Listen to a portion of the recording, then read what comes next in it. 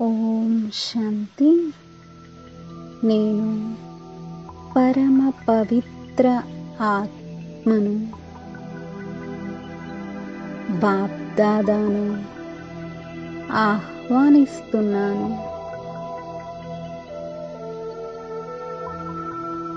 బాప్దాదాకు మరియు తన పిల్లల కోసం బ్రహ్మ భోజనాన్ని తయారు చేసేందుకు సిద్ధమవుతున్నాను.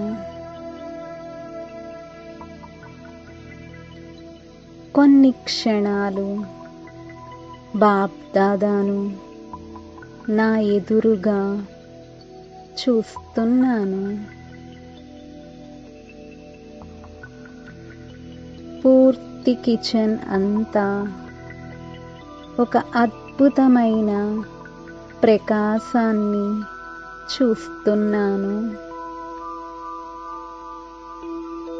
ఈ కిచెన్ సాకార లోకంలో కాదు, సూక్ష్మలోకంలో ఉన్నట్లు అనుభవం అవుతుంది.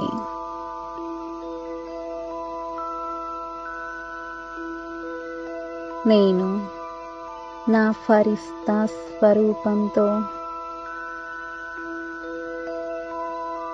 ఈ ప్రకాశ కిచెన్లో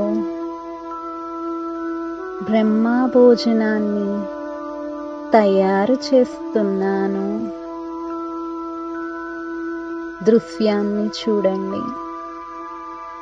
ఒకవైపు బ్రహ్మ బాబా, మరొక వైపు మమ్మ.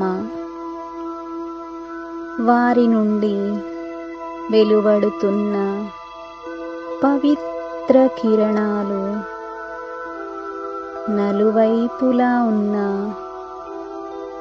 పదార్థాలన్నింటిపైన పడుతూ ఉన్నాయి.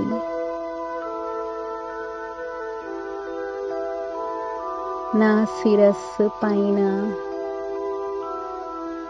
పరంజ్యోతి స్వరూపుడైన శివబాబా తన శక్తులను నలువైపులా వ్యాపింపచేస్తున్నారు.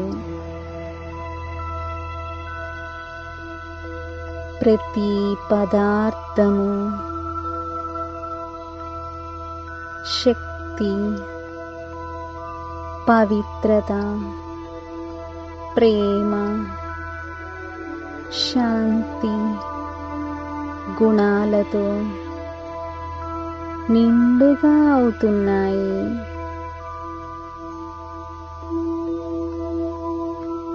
ఈ భోజనం చాలా శుద్ధంగా, పవిత్రంగా అవుతుంది. ఫరిస్తానైన నా నుండి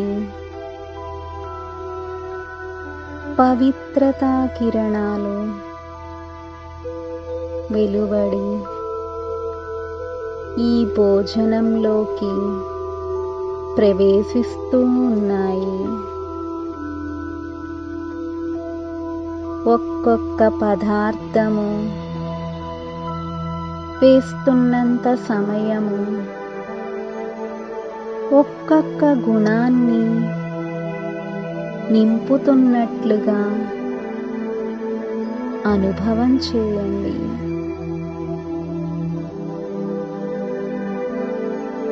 చుట్టుపక్కల ఉన్న జలం, ఫలాలు అన్నీ శుద్ధంగా అవుతున్నాయి. ఈ పవిత్రత, శుద్ధత పూర్తి ఇల్లంతా వ్యాపిస్తున్నాయి. దృశ్యాన్ని చూడండి.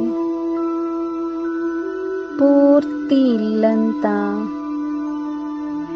సూక్ష్మవతనంలో ప్రకాశ కిరణాలతో నిండుగా వెలుగుతూ ఉంది.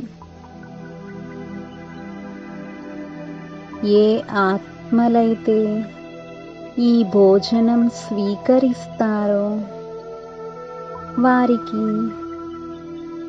బాబా యొక్క ప్రేమ, వారి పవిత్రత,